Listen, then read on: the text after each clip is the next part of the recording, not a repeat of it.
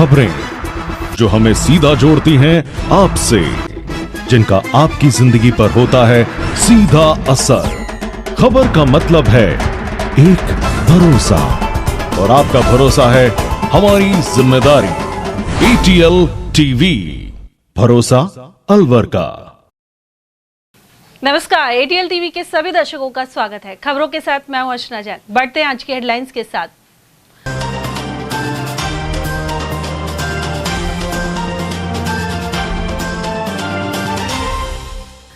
अतिक्रमण हटाने के दौरान व्यापारियों और निगम कर्मियों में हुई नोकझोंक, बजाजा बाजार सहित कई जगह अभियान के दौरान भेदभाव के लगे आरोप। फिटनेस सर्टिफिकेट समाप्त होने के चलते 32 बाल वाहनियां होंगी जब्त। विधिक सेवा प्राधिकरण ने बच्चों की सुरक्षा को लेकर ली बैठक।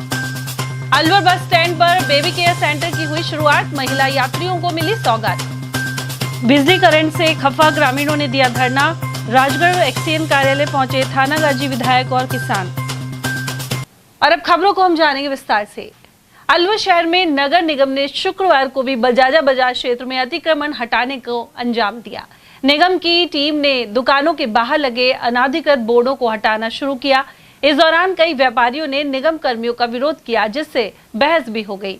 निगम अधिकारियों का कहना है कि आवागमन सुचारू रखने के लिए अभियान लगातार चलाया जा रहा है। दूसरी ओर व्यापारियों का आरोप है कि विभाग चयनित स्थानों पर ही कार्रवाई कर रहा है। इसके अलावा अचानक कार्रवाई से उनके कारोबार पर असर पड़ रहा है, इसीलिए निगम को पहले नोटिस देकर समय देना चाहिए।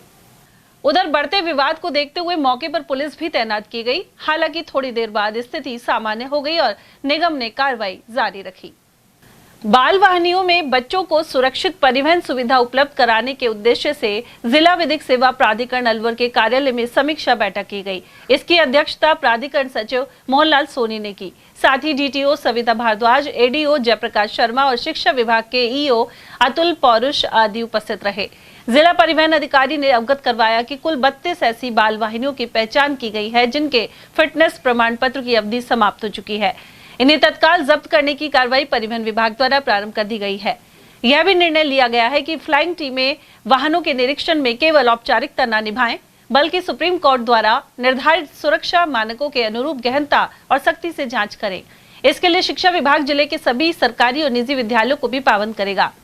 सचिव सोनी ने कहा कि बच्चों की सुरक्षा के साथ किसी भी प्रकार का समझौता स्वीकार नहीं किया जाएगा। अलवर के बस स्टैंड पर बेबी केयर सेंटर आरंभ हो गया है। जिला कलेक्टर डॉक्टर आरतिका शुक्ला ने इसका फीता काटकर शुभारंभ किया। अलवर बस स्टैंड पर बड़ी संख्या में महिलाओं का आवागमन रहता है और ऐसे में उन्हें खुले में बच्चों को फीडिंग करवाने में असुविधा होती थी, और इसे ध्यान में रखते हुए UIT के जरिए यह अभिनव पहल की गई है। जिला कलेक्टर के अनुसार इस मातृ और शिशु केंद्र पर करीब 35 लाख रुपए की लागत आई है, और इसमें महिलाओं के लिए फीडिंग रूम, वेटिंग रूम और ड्रेसिंग रूम, बच्चों को खेलने के लिए स्पेस एवं आधुनिक टॉयलेट मौजूद हैं। साथ ही ये पूरी तरह वातानुकूलित है। जिला कलेक्टर कार्यालय में भी महिला अधिकारिता विभाग के सहयोग से बेबी केयर सेंटर करीब 1 साल से संचालित हो रहा है। आज से लगभग 1 वर्ष पहले जब ट्रस्ट की बैठक हुई थी, तो हमने mother and baby feeding centre का आइडिया हमारे पास आया था। हमने सोचा इसको इम्प्लीमेंट करें। पहली जगह जो दिमाग में आई वो ये बस स्टैंड आई, क्योंकि ज्यादातर महिलाएं यहाँ पे आती हैं और दिन भर हमें कई बार ऐसे अब अखबार के माध्यम से भी फोटोज देखने को मिली कि महिलाएं खुले में बच्चों के साथ हैं, उन्हें फीडिंग के लिए जो प्राइवेसी चाहिए वो नहीं मिल पा रही है, बस इसका वेट करना पड़ता है। इस वजह से UIT को ये टास्क दिया और UIT ने मेहनत करके ये लगभग मुझे लगता है 35 लाख की लागत से ये पूरा स्ट्रक्चर बनाया है। इसमें महिलाओं के लिए एक वेटिंग रूम, एक फीडिंग रूम, एक ड्रेसिंग रूम और आधुनिक तरीके के टॉयलेट, वेंटिलेशन सब कुछ लगाए हैं। इसके साथ ही इसका अच्छा यूटिलाइजेशन हो, सस्टेनेबल हो, इसलिए हम इसको किसी ना किसी CSR पार्टनर्स को भी देंगे कि वो इसकी अच्छे से मेंटेन करें। लेकिन मेरा रोडवेज विभाग से ये विशेष आग्रह रहेगा कि वो इस संपत्ति को जिस तरह आज हमने बना के दिया है इसको यूटिलाइज करें। रोडवेज के इंटरनल एडमिनिस्ट्रेशन की तरफ से यहाँ लोकल एम्प्लॉयज लगेंगे और वो कंप्लीट महिलाएं होंगी, पर पुरुष भी हम बाहर लगाएंगे so as to ensure security and safety. अंदर का लेकिन जो है वो पूरा मदर्स और उनके बेबीज के लिए है, बच्चों के लिए है, जो अंदर खेल सकें एक स्वच्छ और सिक्योर एनवायरनमेंट। और वहीं बेबी केयर सेंटर प्रारंभ के कुछ बाद ही बहादुरपुर निवासी बहनें कोमल और कुसुम अपने बच्चों के साथ यहाँ पहुंची। जयपुर जाने से पहले इन्होंने यहाँ की सुविधाओं का लाभ उठाया, साथ ही जिला प्रशासन का आभार जताया। वहीं इस दौरान नगर विकास न्यास की सचिव धायगुड़े स्नेह नाना, एडीएमसी मीना महावर, यूआईटी के अधीक्षण अभियंता तैयब खान और एक्सीएन अशोक मदान, पर्यटन उपनिदेशक टीना यादव, पीडब्ल्यूडी एक्सीएन अलका व्यास, रोडवेज आगार के मुख्य प्रबंधक कुलदीप शर्मा एवं सपना मीणा आदि मौजूद रहे। कुल मिलाकर बेबी केयर सेंटर की शुरुआत से अब बस स्टैंड परिसर में आने वाली महिलाओं को असुविधा नहीं झेलनी पड़ेगी, ना ही खुले में बैठकर बच्चों को दूध पिलाने की उनकी मजबूरी होगी। गांवों में बिजली के संकट सहित रात के बजाय दिन में सप्लाई दिए जाने की मांग पर कई जगह आक्रोश बढ़ रहा है। राजगढ़ और थानागाजी उपखंड क्षेत्र के विभिन्न गांवों में बिजली समस्या को लेकर शुक्रवार को थानागाजी विधायक कांति प्रसाद मीणा के नेतृत्व में धरना दिया गया। किसान राजगढ़ स्थित एक्सीएन कार्यालय पहुंचे और धरने पर बैठ गए। इससे पूर्व गत दिनों एसडीएम सीमा मीणा को ज्ञापन सौंपा गया था। उधर विद्युत निगम के अधिकारियों द्वारा दिन में सप्लाई देने के आश्वासन के बाद धरना समाप्त कर दिया गया। उधर थानागाजी विधायक मीणा ने बताया कि लंबे समय से क्षेत्र के विभिन्न गांवों में बिजली की समस्या बनी हुई है। वहीं धरने के बाद अधिकारियों ने ट्रांसफार्मर की समस्या 30 नवंबर तक दूर करने और 1 दिसंबर से दिन में 6 घंटे सप्लाई देने का भरोसा दिया है। उधर ग्रामीण रोहिताश शर्मा ने बताया कि श्री चंदपुरा, कुंडरोली, नया गांव बोलका, धमरेड़, दुब्बी और अनावड़ा के किसानों ने पूर्व में एसडीएम को भी ज्ञापन दिया था। यह इलाके सरिस्का से सटे हुए हैं और जंगली जानवरों का भय बना रहता है। ऐसे में सिंचाई के लिए दिन में बिजली देने की मांग उठाई गई थी। बस हमारे क्षेत्र श्री चंदपुरा, कुंडरोली, नयागांव, बोलका, धमरेड़, दुब्बी, अनावड़ा के क्षेत्र किसान क्षेत्रवासियों ने उपखंड अधिकारी को गत दिवस ज्ञापन प्रस्तुत किया। हमारे सरिस्का क्षेत्र से वन विभाग लगे हुआ ग्रामीण क्षेत्र है, वहाँ जंगली जानवरों का भय, आतंक है, कोई भी किसान की जान भी जा सकती। इस उद्देश्य को लेकर के हमने सभी ग्रामवासियों ने उपखंड अधिकारी को ज्ञापन सौंपा कि किसानों को दिन में लाइट दी जाए।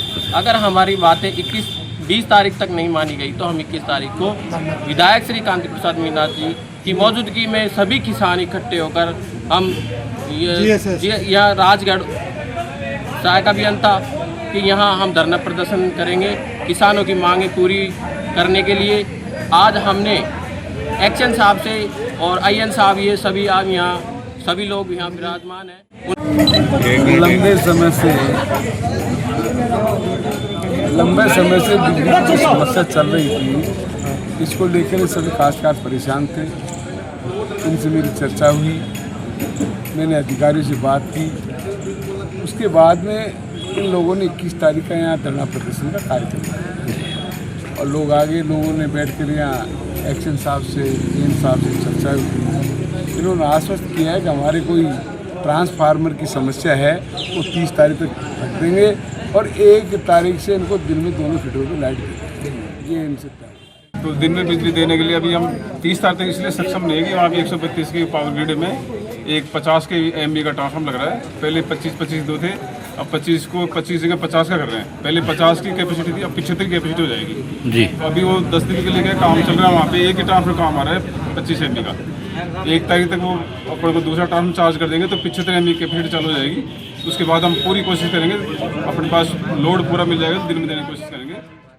वहीं एक्सीएन केसी वर्मा ने बताया कि दिन में बिजली देना 30 नवंबर तक संभव नहीं है। अब 25 के स्थान पर 50 केवी का ट्रांसफार्मर किया जा रहा है और इससे क्षमता बढ़ जाएगी। इसके बाद लोड पूरा मिलने की स्थिति में दिन में विद्युत सप्लाई देने की पूरी कोशिश की जाएगी। तो दिन में बिजली देने के लिए अभी हम 30 तारीख तक इसलिए सक्षम नहीं है कि वहाँ पे 132 की पावर ग्रिड में एक 50 के एमबी का ट्रांसफार्मर लग रहा है। पहले 25 दो थे, अब 25 को 25 जगह 50 का कर रहे हैं। पहले 50 की कैपेसिटी थी, अब 75 की कैपेसिटी हो जाएगी जी। तो अभी वो 10 दिन के लिए काम चल रहा है, वहाँ पे एक ही ट्रांसफर काम आ रहा है 25 एमबी का। 1 तारीख तक वो अपने को दूसरा ट्रांसफर चार्ज कर देंगे तो 75 एमबी की कैपेसिटी चालू हो जाएगी। उसके बाद हम पूरी कोशिश करेंगे, अपने पास लोड पूरा मिल जाएगा तो दिन में देने की कोशिश करेंगे। अलवर के मेहताब सिंह का नौरा में शुक्रवार सुबह 79 वर्षीय बुजुर्ग महिला ने गलती से जहरीली दवा पी ली। जानकारी के अनुसार महिला आशा देवी लंबे समय से शुगर और बीपी की समस्या से जूझ रही थी। शुक्रवार सुबह नियमित दवाइयों का सेवन करते समय उन्होंने अनजाने में जहरीली दवा की बोतल उठा ली। इसे पीने के बाद उनकी हालत बिगड़ गई। सामान्य चिकित्सालय में जांच के बाद उन्हें मृत घोषित कर दिया गया। परिजनों के अनुसार आशा देवी अपने स्वास्थ्य को लेकर सावधानी बरतती थी, लेकिन दवाइयों की मिलती जुलती पैकिंग के कारण गलती हो गई।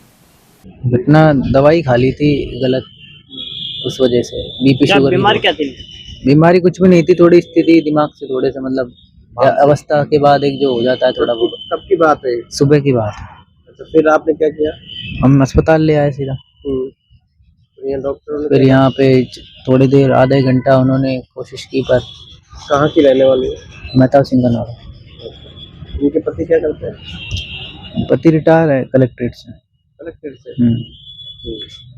तो गलत दवाई कौन सी खाली, कुछ पता लगा? अभी तो कुछ नहीं पता। राष्ट्रीय पल्स पोलियो अभियान के तहत शुक्रवार को राजकीय गीतानंद शिशु चिकित्सालय से नर्सिंग कर्मियों द्वारा जागरूकता रैली निकाली गई। रैली को सीएमएचओ डॉक्टर योगेंद्र शर्मा और प्रमुख चिकित्सा अधिकारी डॉक्टर सुनील चौहान ने हरी झंडी दिखाकर रवाना किया। उधर सीएमएचओ के अनुसार 23 नवंबर से जिले में पल्स पोलियो अभियान शुरू होगा। अभियान के पहले दिन करीब 1500 से 2000 पोलियो बूथ स्थापित किए जाएंगे, जहां 5 वर्ष तक के बच्चों को दवा पिलाई जाएगी। इसके अलावा दूसरे दिन स्वास्थ्य टीमें घर घर जाकर वंचित बच्चों को पोलियो खुराक पिलाएंगी। उपराष्ट्रीय पल्स पोलियो प्रोग्राम का आयोजन दिनांक 23 तारीख से किया जाना है, जिसमें पहले दिन सभी 0 से 5 साल के बच्चों को बूथ पर दवा पिलाई जाएगी। उसके लिए जिले में करीब 1,500 से 2,000 बूथ बनाए जाएंगे और प्रत्येक आंगनबाड़ी सेंटर, अस्पताल, इसमें प्राइवेट अस्पताल भी शामिल है, सभी पर बूथ पे दवा पिलाई जाएगी। और अगले 2 दिन 24 और 25 तारीख को कार्यकर्ताओं की टीम, जिसमें एएनएम और आशा सहयोगिनी है, वह घर घर जाकर के जो बच्चे वंचित रह गए इन दवा से उसको दवा पिलाएंगे। और इस तरह से पल्स पोलियो कार्यक्रम में 0 से 5 वर्ष तक के सभी बच्चों को टारगेट करने का लक्ष्य है और हम 100% लक्ष्य है हमेशा की तरह इसको हासिल करें। आमजन से किस तरह की अपील है? आमजन से अपील है कि अपने आसपास के क्षेत्र में जो भी बूथ है उस बूथ पर अपने 0 से 5 वर्ष तक के बच्चों को लेकर पहुंचे, जिससे कि बच्चों को समय पर दवा मिल सके। क्योंकि रविवार का दिन है तो सभी बच्चे घर पे होंगे, तो आमजन, उनके अभिभावकों से ये निवेदन है कि 0 से 5 वर्ष तक के सभी बच्चों को एक टोली बना करके लेके चले। इसके लिए हमने प्रार्थना सभाओं में, विद्यालयों में, आईसीडीएस की टीम्स ने, स्कूलों में टीचर्स ने, सभी ने सहयोग किया है और सबने अपनी प्रार्थना सभाओं में बच्चों को समझाया है कि उनके घर में जितने भी छोटे बच्चे हैं उनको लेकर के आए और बूथ पे दवा पिलाएं। और वहीं शुक्रवार को शिशु अस्पताल से भी जागरूकता रैली निकली, जिसे आरसीएचओ डॉक्टर मंजू शर्मा ने हरी झंडी दिखाई। रैली में स्वास्थ्य विभाग के कार्मिक, आशा कार्यकर्ता, आंगनबाड़ी कार्यकर्ता और नर्सिंग विद्यार्थी शामिल हुए। सभी प्रतिभागियों ने हाथों में स्लोगन लिखी तख्तियां लेकर लोगों को संदेश दिया कि 5 वर्ष तक के बच्चों के लिए 2 बूंद जिंदगी की बेहद जरूरी है। डॉक्टर मंजू शर्मा ने बताया कि जिला स्तर पर पल्स पोलियो अभियान 23 से 25 नवंबर तक आयोजित किया जाएगा। उपराष्ट्रीय पल्स पोलियो अभियान 23 नवंबर से 25 नवंबर तक जिले में आयोजित किया जाएगा।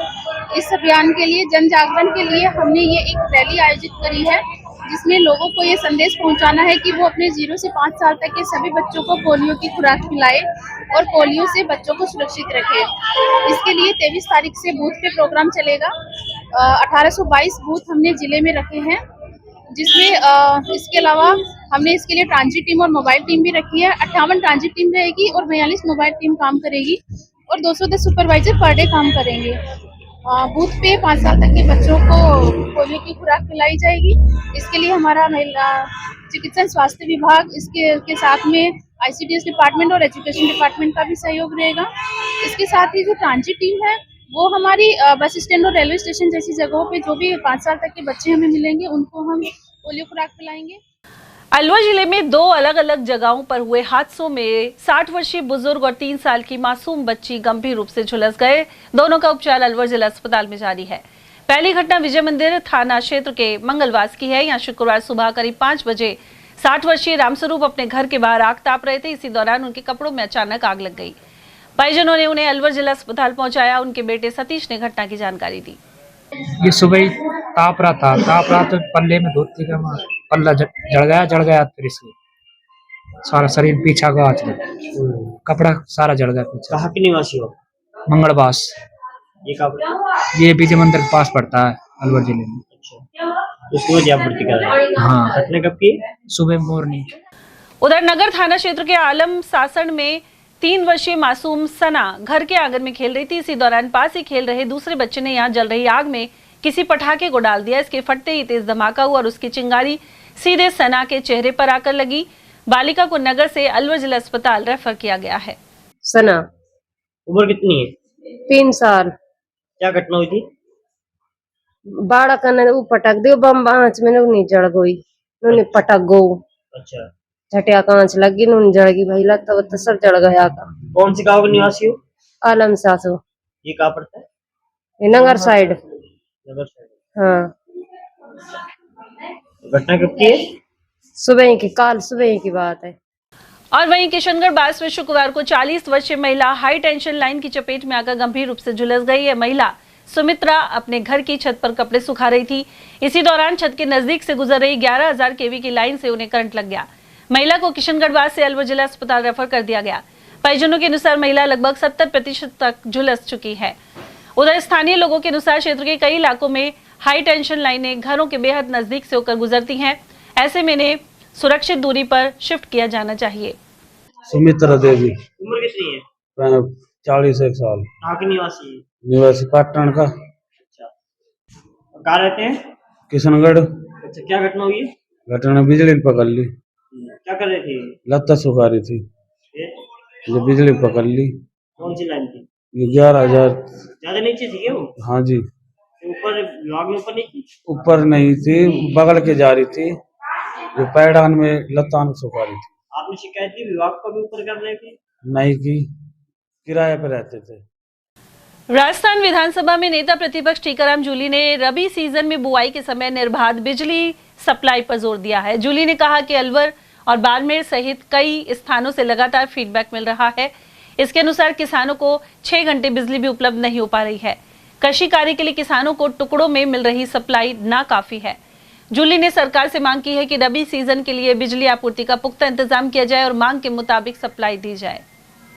अलवर में कंपनी बाग के पास हनुमान मंदिर एवं इसकी जमीन को लेकर देव स्थान विभाग को पत्र भेजा गया है।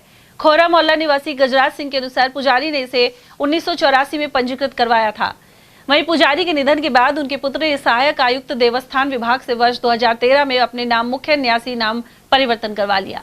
साथ ही मंदिर को अपने निजी संपत्ति मानकर नए कमरे का निर्माण कर उसमें परिवार सहित रहना भी शुरू कर दिया। इसके अलावा मंदिर के ऊपर टॉयलेट का निर्माण भी कर लिया गया। वहीं उनके बड़े भाई ने बिना संबंधित विभाग की स्वीकृति के दुकानों का निर्माण कराकर इन्हें किराए पर दे दिया। भक्तों द्वारा इन अवैध निर्माणों पर ऐतराज करने पर वे मंदिर को व्यक्तिगत बताते हैं। साथ ही इनके द्वारा मंदिर की खाली जमीन एवं दुकान अगस्त 2025 में बेच दी गई है। जबकि हाईकोर्ट ने अपने एक निर्णय में पुजारियों एवं इनके सेवादारों द्वारा जमीनों के बेचान और हस्तांतरण को अवैध करार दिया था। ऐसे में भक्तों ने सहायक आयुक्त द्वितीय देवस्थान विभाग को पत्र लिखकर कार्रवाई की अपील की है। सशस्त्र सीमा बल के रिक्रूट प्रशिक्षण केंद्र द्वारा 14वां स्थापना दिवस उप महानिरीक्षक संजीव यादव की अध्यक्षता में मनाया गया। उन्होंने कहा कि रिक्रूट प्रशिक्षण केंद्र का प्रत्येक सदस्य संस्था की प्रतिष्ठा को नई ऊंचाइयों तक ले जाने में महत्वपूर्ण भूमिका निभा रहा है। कार्यक्रम की शुरुआत सेरेमोनियल सलामी के साथ हुई। इस अवसर पर कमांडेंट मेडिकल डॉक्टर अभी चौधरी, उप कमांडेंट राजेश कुमार, सहायक कमांडेंट हेमंत कुमार और सुखदेव झारिया भी उपस्थित रहे। उल्लेखनीय है कि रिक्रूट प्रशिक्षण केंद्र अलवर की स्थापना वर्ष 2012 में हुई थी। उधर कार्यक्रम के अंत में सांस्कृतिक प्रस्तुति दी गई।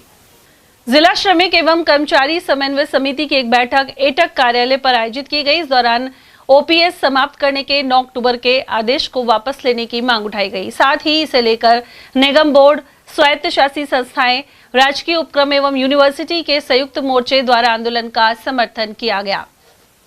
इसके अलावा प्रदेश सरकार द्वारा कारखाना अधिनियम 1948 में किए गए संशोधन का कड़ा विरोध भी हुआ। साथ ही भवन निर्माण के मजदूरों के साथ अन्याय के आरोप लगाए गए। उधर इन मुद्दों पर 26 नवंबर को दोपहर 12 से 1 बजे तक शहीद स्मारक कंपनी बाग पर धरना प्रदर्शन होगा। यह जानकारी महासचिव तेजपाल सैनी ने प्रदान की।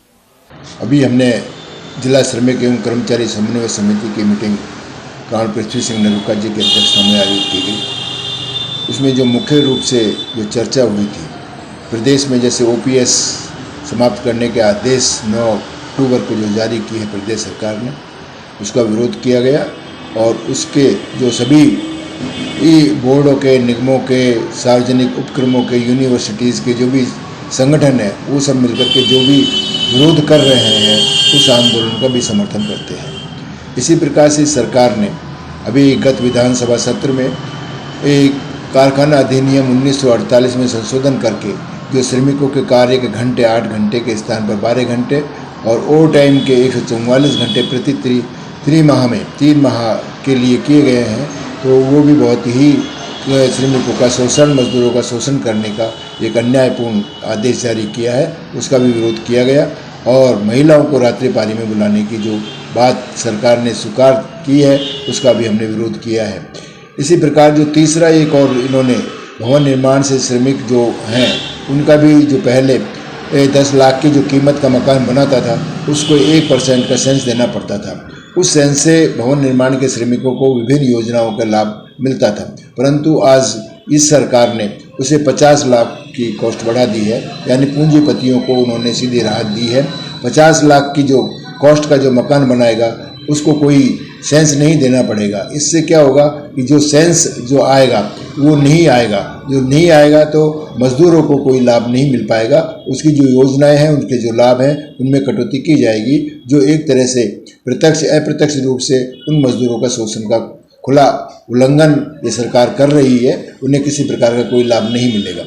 इसी प्रकार से आज को केंद्र सरकार ने 8वां वेतन आयोग का जो गठन किया है उसमें भी संशय बना हुआ है, उसकी भी स्थिति स्पष्ट नहीं की गई है। 8-9 महीना पहले यानी दिल्ली के जो चुनाव थे उसमें वेतन आयोग 8वें वेतन आयोग की घोषणा की गई थी। अब जब बिहार का चुनाव आया तो उसका वेतन आयोग का गठन किया गया है और उसको भी कम से कम 1.5-2 साल का उसको समय दिया गया है, जो लगभग 1 जनवरी से लागू होना था, परंतु अब 27 से पहले वो लागू नहीं होगा। तो इस प्रकार की जो ये सरकार ने 8वें वेतन आयोग को भी एक राजनीतिक लाभ के लिए बार बार में विभिन्न घोषणाएं जो कर रही है उससे अपना राजनीतिक लाभ लेना चाहती है, जबकि ये स्थितियां पैदा नहीं होनी चाहिए थी। संभाग स्तरीय घूमर महोत्सव में अलवर के मत्स्य डांस ग्रुप ने सराहनीय प्रस्तुति दी। पर्यटन विभाग एवं जिला प्रशासन भरतपुर द्वारा आयोजन किया गया मत्स्य डांस एकेडमी की निदेशिका मैत्रेयी पालावत के अनुसार उनकी टीम ने 2 ग्रुपों में भाग लिया। इनमें से एक दल ने अलवर के लिए 11,000 का नगद पुरस्कार एवं ट्रॉफी जीती है। यह पुरस्कार उन्हें सर्वश्रेष्ठ समूह पोशाक की श्रेणी में प्राप्त हुआ है। गौरतलब है कि घूमर नृत्य को विश्व स्तर पर पहचान दिलाने के लिए सोशल मीडिया के जरिए मैत्रेयी पालावत प्रयासरत हैं। वहीं राजस्थानी नृत्य के प्रति उन्हें गहरा लगाव है। लोग अलवर से भरतपुर गए थे मत्स्य ग्रुप के तरफ से डांस कंपटीशन, डांस था राजस्थान कल्चर घूमर, उसमें हम लोग फर्स्ट प्राइज़ लेके आए हैं अलवर के लिए। बहुत बड़ा फर्स्ट प्राइज़ के लिए अलवर को धन्यवाद करती हूँ मैं पूरे ग्रुप को। और हमारी मैम है मैत्री मैम, उन्होंने बहुत अच्छा बच्चों को आगे बढ़ाने के लिए ये अपना डांस कंपटीशन के थ्रू करा है काम, बहुत अच्छा लगा मुझे। मैं खुद लावण्या की मदर हूँ और मैम की जो मदर है वो हमारे साथ है, तो 2 मिनट का उनके लिए। कहाँ की टीम गई थी, कहाँ पे एक कार्यक्रम हुआ था? ऑल राजस्थान से हुआ था, ये जयपुर में हुआ और उदयपुर, कोटा, जोधपुर है ना, भरतपुर में हम लोग गए थे। हम मैत्री मैम की ओर से गए थे और हमें बहुत अच्छा लगा वहाँ जाकर। फर्स्ट टाइम हम गए थे, हमें बहुत अच्छा प्लेटफॉर्म भी मिला वहाँ पे और बहुत सही लगा। किस तरह से आपने वहाँ पे कार्यक्रम किया? हमारा घूमर का हुआ था, दिया कुमारी जी ने जो हमें बताया कि घूमर आगे जाना चाहिए, तो इस बार हम फर्स्ट बार ही गए थे तो भी हमने बहुत अच्छा अपना बेस्ट दिया और हम जीत के भी आए हैं। कितने लोग गए थे वहाँ पे? 30 बच्चे गए। मत्स्य डांस ग्रुप की तरफ से हम सब राजस्थान सरकार ने जो और पूरे प्रांत में राजस्थान में ये घूमर नृत्य का आयोजन किया 2025 में, ये एक नई शुरुआत है। तो सबसे पहले मैं राजस्थान सरकार में दिया कुमारी जी उप मुख्यमंत्री जी का बहुत बहुत धन्यवाद देना चाहती हूँ, जो एक लुप्त प्राय हो चुका है। हमारे घूमर जो केवल घर आंगन की शोभा बढ़ाते थे, आज उस घूमर डांस को, घूमर नृत्य, लोक नृत्य को मंच दिया है और आज इतने प्रांत में सभी लेवल पे 7 संभाग में सभी जगह पे ये घूमर फेस्टिवल हो रहा है और उसमें बच्चे बढ़ चढ़ के भाग ले रहे हैं और हम खुद अब देख के आए हैं। और अलवर आरटीडीसी की तरफ से हम लोग गए थे तो हम अलवर ज़िले का नाम रोशन करके आए हैं और वहाँ पर पोशाक प्रतियोगिता में बेस्ट डांस के साथ साथ हमको बेस्ट कॉस्ट्यूम का भी प्राइज़ मिला है, पोशाक का भी प्राइज़। और बच्चे बहुत उत्साही हैं, सभी लोगों के मन में बहुत हर्ष उल्लास है, तो देखकर बहुत खुशी होती है और उनके प्रयासों की हम सराहना करते हैं। सभी बच्चों को आप देख लीजिए। जिला विधिक सेवा प्राधिकरण अलवर द्वारा विधि के प्रशिक्षु छात्रों को श्रम न्यायालय की कार्यप्रणाली पर व्यवहारिक ट्रेनिंग दी गई। इसी क्रम में प्राधिकरण के सचिव मोहनलाल सोनी ने श्रम न्यायालय का दौरा किया। इस दौरान विधि के प्रशिक्षु विद्यार्थियों को श्रम न्यायालय में चल रहे विभिन्न प्रकार के मुकदमों की कार्रवाई बताई गई। साथ ही न्यायिक प्रक्रिया के चरणों और अन्य पहलुओं के बारे में बताया गया। जिला विधिक सेवा प्राधिकरण अलवर में इस समय इंटर्नशिप के लिए कुल 2 विधि के प्रशिक्षु विद्यार्थी नामांकित है। इनमें से केवल एक ही विद्यार्थी श्रम न्यायालय की इस महत्वपूर्ण विजिट के दौरान उपस्थित था। और यहाँ वक्त एक छोटे से ब्रेक का, आप देखते रहिए ATL TV।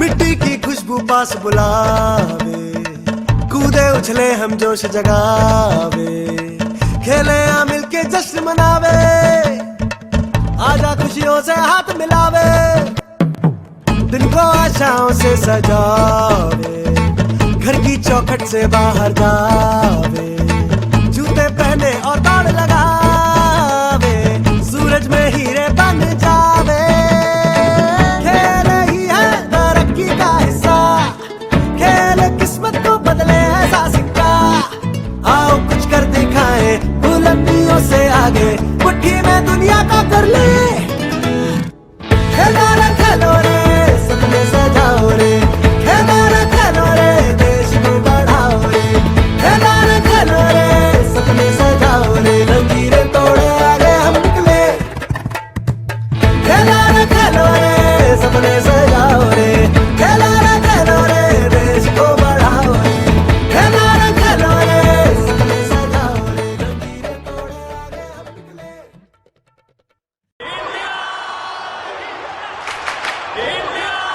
आपके घर के सेफ में, बैंक के वॉल्ट में, ड्रेसर के ड्रॉअर में, एक ऐसी चीज है जो इंडिया को स्ट्रॉन्गर बना सकता है, आपका पुराना सोना। तो इस दिवाली क्यों ना उसे ही एक्सचेंज करके नई ज्वेलरी खरीदे।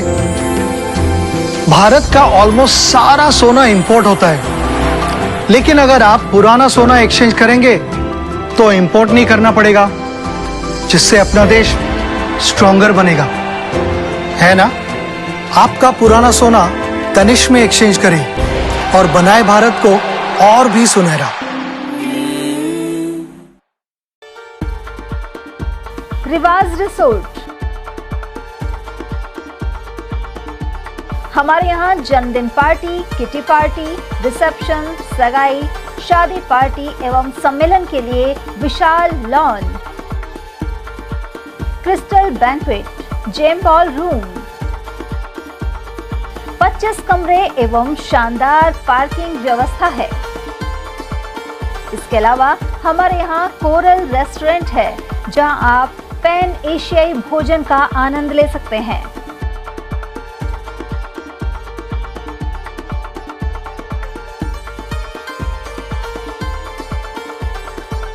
हमारे पास Indian, tandoori snacks, pasta, pizza, sandwich एवं चाइनीज व्यंजनों की व्यवस्था है। हमारा पता है Riwaz resort, company Bagh road, Alwar. Contact number 9549806667। फर्नीचर की दुनिया में जाना माना नाम, स्लीपवेल के अधिकृत विक्रेता राहुल इंडस्ट्रीज, घोड़ा पे चौराहा, अलवर। 36 वर्षों से लगातार आपकी सेवा में। हमारे यहाँ सागवान के double bed, dressing table, covered सोफे, सेंटर टेबल, स्लीपवेल एवं आरब कंपनी के ब्रांडेड गद्दे गारंटी के साथ उपलब्ध हैं।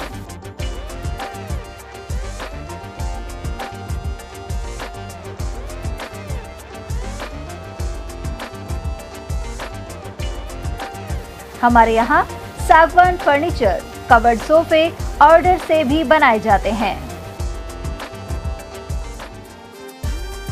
एक बार शोरूम पर पधारकर सेवा का मौका अवश्य दें। हमारी अन्य जगह कोई ब्रांच नहीं है। हमारा पता राहुल इंडस्ट्रीज, घोड़ा पे चौराहा, Rajput hostel, Alwar. Mobile number 9461136318 and 9413536318। कामयाबी उन्हीं को मिलती है जो हर दिन मेहनत को अपनी आदत बना लेते हैं। सपनों को उड़ान देने वाला, ताजगी और स्वाद से जुड़ी सेहत का वादा, क्योंकि मेरा काम सिर्फ खाने को स्वादिष्ट बनाना नहीं, बल्कि पूरे घर को मजबूत बनाना है। इसलिए मेरा भरोसा है चांसलर सोयाबीन रिफाइंड ऑयल, जो रखे कोलेस्ट्रॉल को संतुलित और बनाए आपकी हड्डियों को और भी मजबूत। इसके हर निवाले में है मेरा विश्वास, स्वाद और अपनेपन से भरा, जो पूरे परिवार को एक साथ जोड़ता है।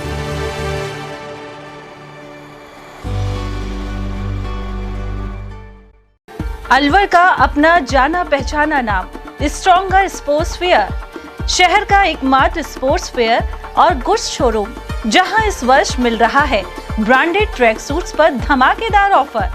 Shiv Naresh, select, bold, stronger और जस्ट जैसे ब्रांड्स पर मिल रहा है भारी डिस्काउंट। और हाँ, हर ट्रैक सूट के साथ एक जैकेट बिल्कुल फ्री। साथ ही Nivia, Cosco, Spartan, Yonex, Alpha, SS, SG और अन्य स्पोर्ट्स गुड्स पर भी जारी है विशेष छूट। सिर्फ 18, 19 और 20 तारीख को ट्रैक सूट्स पर पूरे 40% का डिस्काउंट। तो देर किस बात की, आइए और दीजिए हमें एक बार सेवा का मौका। स्ट्रॉन्गर स्पोर्ट्स फेयर, अलवर का ट्रस्टेड स्पोर्ट्स शोरूम। हमारा पता है stronger sports fair, Gopal talkies, bus stand के पास, अलवर। Mobile number Ashok Kumar 9460374217, Ajay Kumar 9414890908। हीरे, सोने, चांदी के जेवरातों के विक्रेता Durga Prasad Sunil Dutt jewellers, Bajaja Bazaar, Alwar.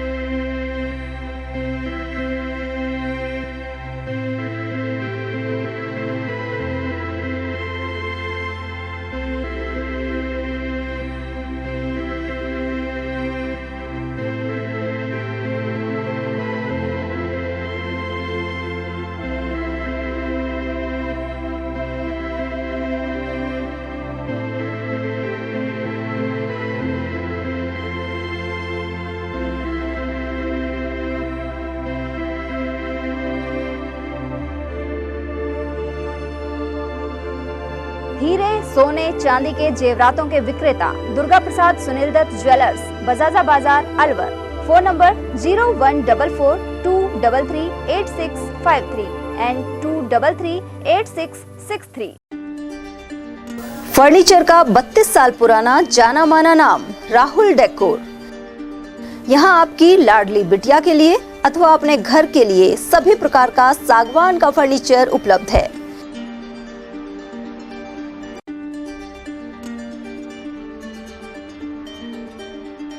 Double bed, dressing table, sofa set सागवान एवं कपड़े वाले तथा सेंटर टेबल, भट्टी कलर, स्टील अलमारी, ब्रांडेड एवं सॉफ्टी फोम के गद्दे आपकी नाप तोल से बनाए जाते हैं।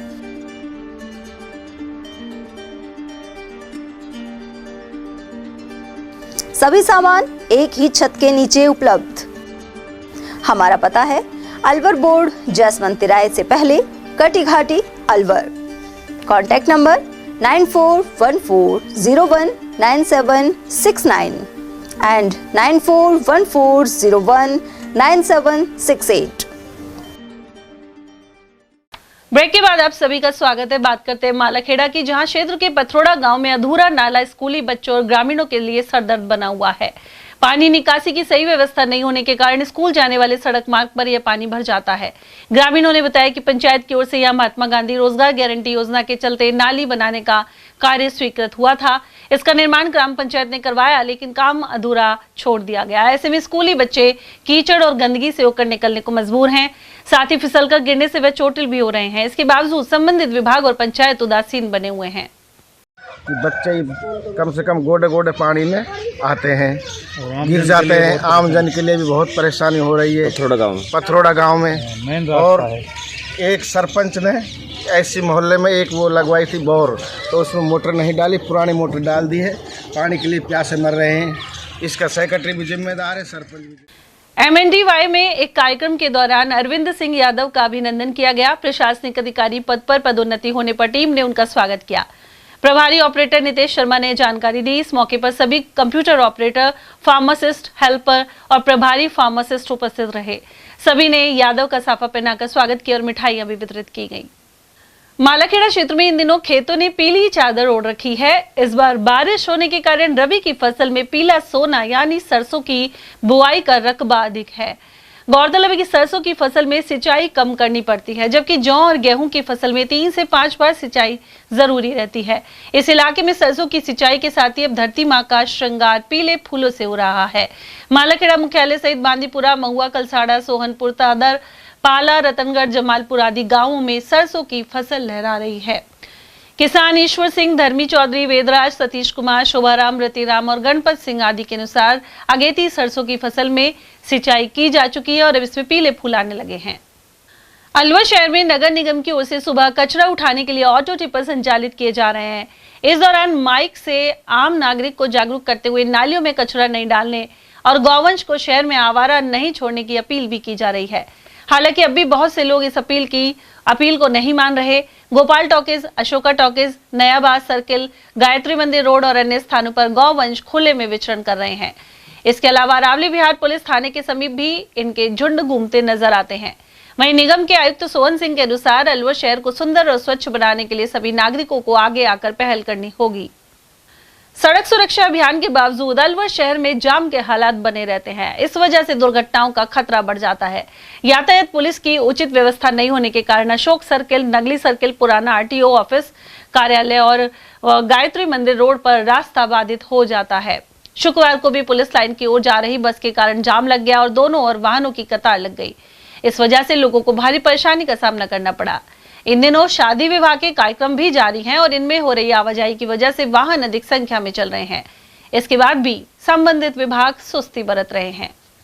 सरिस्का की अलवर बफर रेंज में ST-19 बाघिन के साथ 4 शावकों को एक साथ देखकर पर्यटक रोमांचित हो उठे। यहाँ जिप्सी के आगे चलती हुई बाघिन पर्यटकों को दिखाई दी। जैसे ही वे वाटर पॉइंट पर पहुंची तो वहां 4 शावक भी आ गए। नेचर गाइड आकाश और जिप्सी चालक नवीन सैनी के अनुसार दिल्ली से आए पर्यटकों को सफारी के दौरान यह साइटिंग हुई है। उमरैन पंचायत समिति की पंचायतों में इन दिनों BLO और वॉलंटियर्स घर घर जाकर SIR फॉर्म का काम कर रहे हैं। ग्रामीण क्षेत्र में अधिकतर लोग सुबह ही खेतीबाड़ी के काम में चले जाते हैं। ऐसे में BLO उनके घर पर फॉर्म देकर इन्हें भरने एवं समय पर वापस लौटाने का अनुरोध कर रहे हैं। इन फॉर्म को ऑनलाइन भी किया जा रहा है। EPF फॉर्म से जुड़ा लगभग 50% कार्य पूरा हो चुका है। कनिष्ठ लिपिक ग्राम पंचायत उमरैन की हूँ। मैं भाग संख्या 120 में लगी हुई हूँ। BLO के साथ हम घर घर जाके SIR के फार्म इकट्ठा कर रहे हैं। हमने 50% काम तो पूरा कर लिया है और 50% और है और जिसको भी हम जल्द से जल्द करने की कोशिश करेंगे। हमें काफ़ी समस्या तो ये आती है कि हम जाते हैं तो लोग बाग हमें मिलते नहीं है। लोग बाग खेतों में काम करने चल जाते हैं और कुछ जो मिलते हैं तो वो फार्म भी अधूरा दे रहे हैं और कुछ तो फार्म बिल्कुल भरना नहीं जान रहे। तो फार्म भरने में, इकट्ठा करने में बहुत सारी तकलीफें आ रहे हैं। फिर भी हम कोशिश करेंगे जल्दी जल्दी सरकार का SIR का काम पूरा करने के लिए। क्या कहना चाहोगे किसानों से, क्या कहना चाहोगे कि समय पर मिले अपना काम? हाँ, मैं किसानों से रिक्वेस्ट करना चाहिए BLO जो एक बार शाम को, कई बार हम शाम को जाते हैं तो शाम को हमें जल्दी से जल्दी अपने कागज नहीं भरना जानते तो कोई बात नहीं, अपने कागज के साथ, अपनी वोटर ID, आधार कार्ड के साथ हमें फार्म टाइम पे उपलब्ध करा दे। बार बार हमें चक्कर नहीं लगवाए हमारे को। सरिस्का क्षेत्र में इंदौक के नई ग्राम पंचायत के रूप में गठन को लेकर विरोध सामने आ रहा है। इस पंचायत से खुशालगढ़ और सावर गांव को जोड़ने पर लोग रोष जाहिर कर रहे हैं। इन ग्रामीणों ने इंदौक के बजाय माधोगढ़ पंचायत में ही रहने की मांग उठाई है। ऐसा नहीं किए जाने पर आगामी चुनाव के बहिष्कार की चेतावनी दी गई है। वहीं इस मुद्दे पर ग्रामीण खुशालगढ़ तिराहे पर एकत्रित भी हुए। नागरिक रवि शर्मा और नरेश मक्कड़ ने इस बारे में जानकारी प्रदान की। साथ ही पंचायत के इस विभाजन के पीछे राजनीति के आरोप लगाए। ओम प्रकाश का कहना है कि वे माधोगढ़ ग्राम पंचायत में ही रहना चाहते हैं क्योंकि इसकी दूरी कम है। सरिस्का बाग परियोजना में स्थित माधोगढ़ ग्राम पंचायत, हम बता दें कि अब परिसीमन के बाद 2 ग्राम पंचायतें बना दी गई है। इंदौग भी इसमें, जो माधोगढ़ ग्राम पंचायत थी उसमें इंदौग अलग से बना दी गई है। लेकिन इंदौग जो नई ग्राम पंचायत बनने जा रही है उसमें कुछ गाँव आए हुए हैं, आए हैं तो उनमें जो ग्रामीण है वो विरोध कर रहे हैं कि हम इंदौग ग्राम पंचायत में नहीं जाएंगे और हम माधोगढ़ में ही रहना चाहते हैं। तो इन्होंने इसको लेकर पहले अधिकारियों को ज्ञापन भी दिया है और इनकी मांग है कि हम रहेंगे तो माधोगढ़ ग्राम पंचायत में। तो इनका क्या कहना है, आज ये एकत्रित हुए हैं, हम इनसे जान लेते हैं। जी सर, क्या नाम है सर आपका? मेरा नाम रवि शर्मा है, मैं कुशालगढ़ का रहने वाला हूँ। पहले हमारी ग्राम पंचायत जो माधोगढ़ थी उसमें से हमें हटाकर हमारा गांव कुशालगढ़ और सावर दोनों गांवों को हटाकर आगे ग्राम पंचायत नहीं बनाई है इंदौग। उसमें जोड़ दिया गया है। हम उसका विरोध करते हैं। हम बिल्कुल उसमें ना तो जाना चाहते हैं, ना वोट देने जाएंगे। चाहे कोई सा भी चुनाव हो, विधायक का हो, सांसद का हो, सरपंच का हो, हम वोट देने जाएंगे ही नहीं। हमें तो माधोगढ़ पंचायत में ही रहना है। हमने ज्ञापन भी दे दिया था पहले महीने में, जनवरी में, कलेक्टर महोदय को कि हमें बिल्कुल इसमें रखना है, उसमें जोड़ना नहीं है। पहले ही सूचना भी आ गई थी और हम इसका विरोध करते हैं। और सारे गांव वाले, मतलब पूरा गांव, दोनों गांव हैं जो पूरे विरोध में है। एक भी आदमी वोट देने नहीं जाएगा उधर, बिल्कुल। इससे पहले अधिकारियों से हम कलेक्टर साहब को ज्ञापन दिया था 6 महीने पहले इस मामले में कि हमें वहाँ नहीं जोड़ा जाए, हमें यहीं रखा जाए। क्या प्रक्रिया चल रही है नई ग्राम पंचायत? प्रक्रिया तो जोड़ दिया गया है इसको, गाँव को उधर आज फाइनल कर दिया गया है उसको। जो नई ग्राम पंचायत का गठन हुआ है हमारे यहाँ इंदौक का, उसमें हमारा गांव कोसालगढ़ और एक हमारा लगता हुआ गांव सावर, दोनों को वहाँ जोड़ दिया गया है। अब क्या करोगे?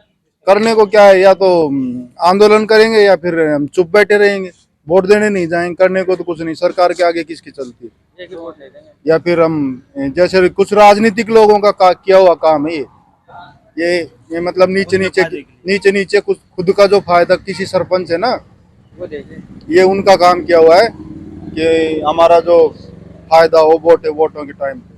हमें बांट दिया गया अलग अलग, एक साथ वोट पड़ते थे हमारे 3 गांव, एक गांव और कालाछारा, तो हमारे एक साथ वोट पड़ते थे 800-900 वोट हम हमारे लगते हुए, वो उसको माधोगढ़ में जोड़ दिया, मतलब हमें अलग अलग कर दिया, विच्छेदित हो गए हम।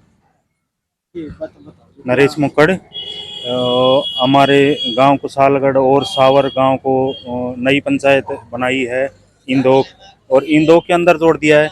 हम सभी ग्रामवासी इसका विरोध करते हुए माधोगढ़ ग्राम पंचायत में रहना चाहते हैं। प्लस में हमारे 3 गांव लगते हैं, सावर, कुसालगढ़, कालाछारा, ये दोनों 1 नंबर 2 नंबर वार्ड हैं। इन तीनों गांव एक जगह रहना चाहते हैं। तीनों गांवों में से हमारे को कुछ राजनीति के लोग राजनीतिक जातिवाद का फायदा उठाते हुए, हम जाति का फायदा उठाते हुए भाई इनको 2 जगह बांटा जाए कि सरपंच इनका इस हिसाब से न बन पाए। तो हम तीनों गांव हैं जो 3 सावर, कुसालगढ़, कालाछारा, माधोगढ़ ग्राम पंचायत में रहना चाहते हैं। हम इसका खूब जोर से विरोध करेंगे और कलेक्टर साहब के पास भी जाएंगे और आंदोलन भी करेंगे। अन्यथा आगे जो भी कोई चुनाव होगा उसमें चुनाव बहिष्कार भी करेंगे। उमरैन स्थित जोड़ी वाले हनुमान जी मंदिर में मूर्ति प्राण प्रतिष्ठा कार्यक्रम हो रहा है। इसी क्रम में भागवत कथा का आयोजन किया जा रहा है। यह विशाल भंडारे का आयोजन भी किया जाएगा। गौरतलब है कि जोड़ी वाले हनुमान जी मंदिर में राधा कृष्ण और राम दरबार की मूर्ति प्राण प्रतिष्ठा होगी। राजर्षि देवदास महाराज के सानिध्य में 25 नवंबर को जागरण और 26 नवंबर को नगर शोभा यात्रा, मूर्तियों की प्राण प्रतिष्ठा, हवन और भंडारे के कार्यक्रम होंगे। 101 कलश यात्रा निकाली और नगर शोभा यात्रा में भी 108 कलश यात्रा निकलेंगी। कितना उत्साह है अपने भक्तों में खूब उत्साह है, हजारों आदमियों की भीड़ आई है, खूब के उत्साह हो रहा है, खूब बढ़िया। इनके सहयोग समस्त ग्रामवासियों द्वारा। कौन कौन सी मूर्तियों की स्थापना? राम दरबार की है, कृष्ण जी की, राधा जी की, राम लक्ष्मण सीता, हनुमान जी। हमारे उमरैन में जोड़ी वाले मंदिर में भागवत कथा का आयोजन किया जा रहा है। इसमें महाराज जी भागवत कथा सुना रहे हैं, बहुत अच्छी कथा सुना रहे हैं। इसमें गांव में परिक्रमा निकाली, कलश यात्रा निकाली और अब मूर्ति स्थापना होगी। राधा कृष्ण की उनकी मूर्ति स्थापना होगी 26 तारीख को, फिर नगर भ्रमण करवाएंगे। खैरतल क्षेत्र में ईंट भट्टे में काम करने वाले मजदूर ने फंदा लगाकर जान दे दी। 45 वर्षीय मजदूर गिरिराज प्रजापत चिकानी क्षेत्र का निवासी था। उसने अपने झुग्गीनुमा कमरे में फांसी लगाकर खुदकुशी कर ली। कमरे में तेज दुर्गंध आने पर पड़ोसियों ने पुलिस को सूचना दी। उधर थानाधिकारी बुधराम के अनुसार शव लगभग 3 दिन पुराना है और जांच शुरू कर दी गई है। खैरतल पुलिस ने एक शातिर को हथियार सहित गिरफ्तार किया है। पकड़ा गया आरोपी हरदयाल सिंह मूल रूप से मेरठ का रहने वाला है। वह फिलहाल ग्राम आगवानी का निवासी है। मुखबिर की सूचना पर उसे इसी गांव में रिवॉल्वर और कारतूस सहित गिरफ्तार किया गया है। खैरतल तिजारा में पल्स पोलियो कार्यक्रम को लेकर ब्लॉक टास्क फोर्स कमेटी की बैठक आयोजित की गई। उपखंड अधिकारी संजीव वर्मा एवं सीएमएचओ डॉक्टर अरविंद गेट के निर्देशन में बैठक हुई। इस दौरान आमजन से भी अपने बच्चों को खुराक पिलाने को लेकर जागरूकता की अपील की गई। बैठक में जिला प्रजनन एवं शिशु स्वास्थ्य अधिकारी डॉक्टर सुआलाल, खंड मुख्य चिकित्सा अधिकारी डॉक्टर मनोज यादव, आयुक्त मनीषा यादव के अलावा कई अफसर मौजूद रहे। मुर्गी की मौत को लेकर विवाद में युवक की हत्या प्रकरण में 14 साल बाद न्याय मिला है। अलवर के SC/ST न्यायालय ने भिवाड़ी फेज 3 थाना क्षेत्र की वर्ष 2011 में हुई वारदात को लेकर फैसला सुनाया है। 3 आरोपियों राजवीर, संजय और सुभाष को आजीवन कारावास की सजा सुनाई गई है। कोर्ट ने तीनों को आर्थिक दंड से भी दंडित किया है। सरकारी अधिवक्ता योगेंद्र खटाना के अनुसार वर्ष 2011 में मुर्गी की मौत को लेकर 2 पक्षों में विवाद इतना बढ़ गया कि एक पक्ष ने फायरिंग कर दी। गोली लगने से एक युवक की मौके पर ही मौत हो गई थी। मामले में कुल 5 लोगों पर FIR दर्ज की गई थी, जिनमें से एक आरोपी की मौत हो चुकी है और एक फरार है। मामले की सुनवाई के दौरान कोर्ट में 24 गवाहों के बयान दर्ज किए गए। दोनों पक्षों की दलीलें सुनने के बाद न्यायालय ने तीनों आरोपियों को दोषी ठहराते हुए आजीवन कारावास की सजा सुनाई। आज माननीय न्यायालय पोस्ट संघ 1 के जज श्रीमान जगेंद्र गजवाल जी द्वारा सरकार बनाम सचिन में एक फैसला दिया है, जिसमें परिवादी के द्वारा दिनांक 5/8/24 को थाना मुंडावर में एक तहरीर रिपोर्ट पेश की थी। उसके अनुसार बताया कि 5/8 को करीबन सुबह 5 बजे की बात है, जब पीड़िता उनकी माँ उठी तो उसने देखा कि घर में बच्ची नहीं है। उन्होंने उसको इधर उधर ढूंढा और फिर उनको शक हुआ कि भाई लड़की को कौन ले जा सकता है, क्योंकि उनको पता था कि सचिन नाम का लड़का ही उनके साथ पीछा करता था, बार बार उनको परेशान करता था। तो उसके घर गए सचिन के, तो पता लगा कि सचिन भी गायब है। तो उनको पक्का यकीन हो गया कि वो सचिन मेरी बेटी को बहला फुसला कर भगा कर ले गया। इस प्रकार से परिवादी के द्वारा थाना मुंडावर में एक रिपोर्ट दर्ज कराई थी।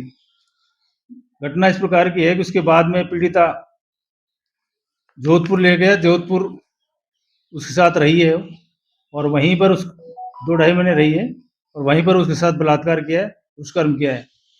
और उसके बाद में वो जब रिपोर्ट दर्ज होगी, पुलिस के द्वारा अनुसंधान किया और अनुसंधान के बाद पता लगा कि पीड़िता जोधपुर में पुलिस वहाँ से लेके आई और उसके बाद पीड़िता अपने घर आई। पुलिस के द्वारा अनुसंधान किया गया। अनुसंधान में अभियोजन पक्ष के द्वारा गवाह पेश किए गए। जी, अभियोजन पक्ष के द्वारा न्यायालय में 21 गवाह और 34 दस्तावेज पेश किए गए, जिनके आधार पर पीड़ित न्यायालय ने पूरी पत्रावली का अध्ययन कर माननीय जज साहब ने ये फैसला दिया है, जिसमें सचिन को सबसे बड़ी सजा 20 वर्ष और 15,000 जुर्माना।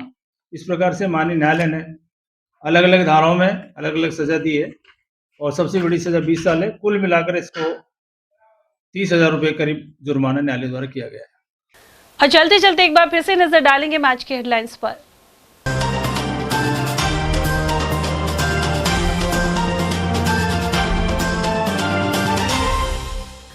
अतिक्रमण हटाने के दौरान व्यापारियों और निगम कर्मियों में हुई नोकझोंक, बजाजा बाजार सहित कई जगह अभियान के दौरान भेदभाव के लगे आरोप। फिटनेस सर्टिफिकेट समाप्त होने के चलते 32 बाल वाहनियां होंगी जब्त। विधिक सेवा प्राधिकरण ने बच्चों की सुरक्षा को लेकर ली बैठक। अलवर बस स्टैंड पर बेबी केयर सेंटर की हुई शुरुआत, महिला यात्रियों को मिली सौगात। बिजली करंट से खफा ग्रामीणों ने दिया धरना, राजगढ़ एक्सीएन कार्यालय पहुंचे थानागाजी विधायक और किसान। इसी के साथ खबरों में आज इतना ही। दीजिए अर्चना जैन को इजाजत। नमस्कार।